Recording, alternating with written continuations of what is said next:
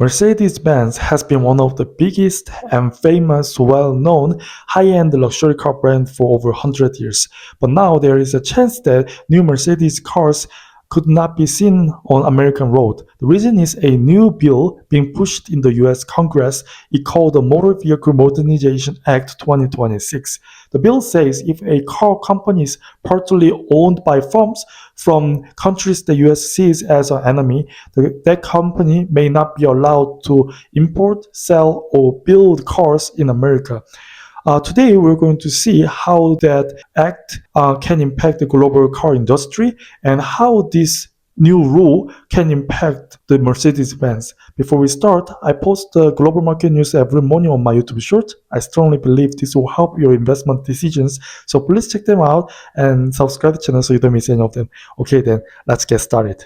At first, this bill was not targeting Mercedes. The main target was Chinese car makers like BYD, which have been trying to grow fast around the world with cheaper electric cars. For the US, this was a way to protect its auto market and slow down China's rise. But the wording of the bill created a much bigger problem.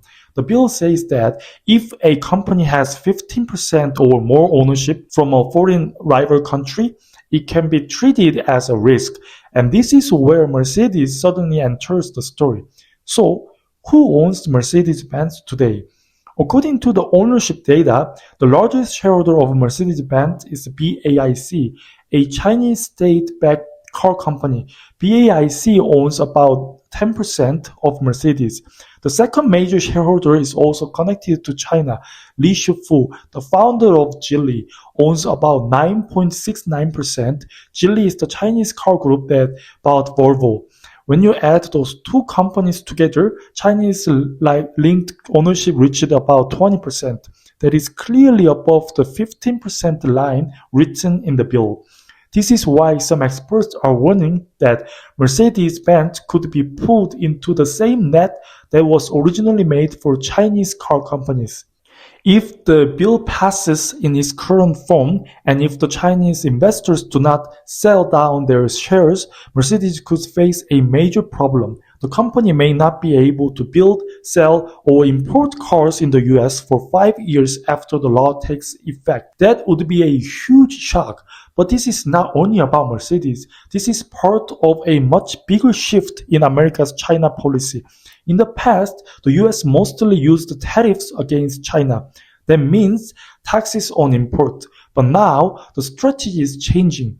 Washington is to no longer just raising costs. It is trying to block Chinese money, Chinese software, Chinese hardware, and Chinese control from key industries. We already saw this with TikTok.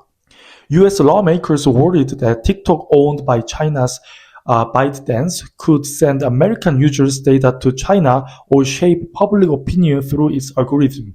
Because of that, Congress passed a law pushing TikTok toward a forced sale.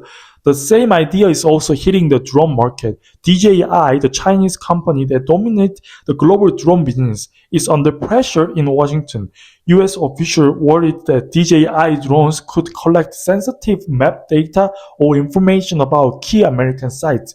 If new rule passes, selling new DJI products in the US could become much harder. The pressure has also reached telecom and biotech.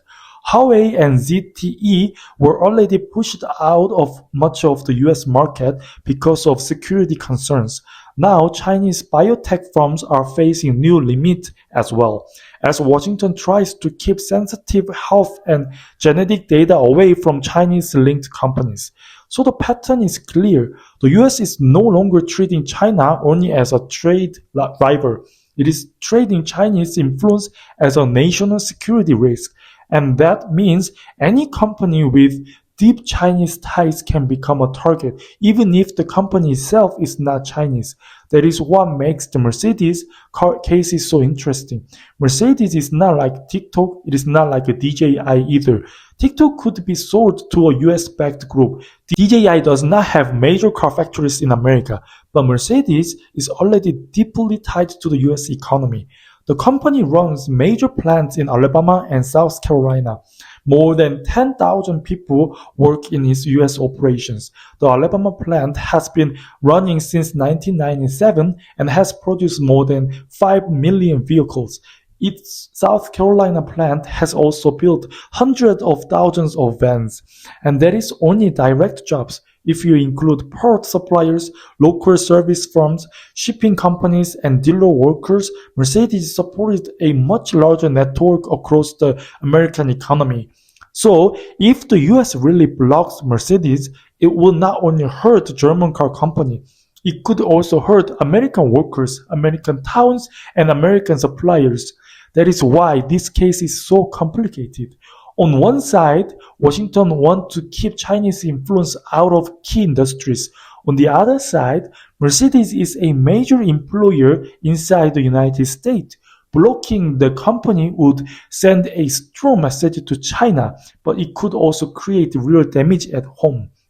And this China risk is not limited to Mercedes. Starting with 2027 model year cars, the US plans to place strict limits on Chinese software in vehicles.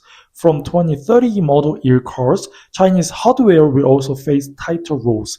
This means the future car business is no longer just about engines, batteries, or design. It is also about data, chips, software, cameras, sensors, and national security. Volvo and Polestar are facing similar pressure because their parent company is Geely, the Chinese auto group. So even brands that look European on the outside can still face US pressure if their ownership reads back to China. This is new reality of the global car market. For years, Chinese money moved deeply into the auto industry. Chinese firms bought brands, took shares, built chains, and become a major force in electrical vehicles. Now, the US is trying to pull that influence back out, and caught in the middle is Mercedes-Benz, one of the most famous car brands in the world. Will Mercedes cut its Chinese ownership risk before Washington acts? Or will a company with more than 130 years history become the next major victim of US-China fight?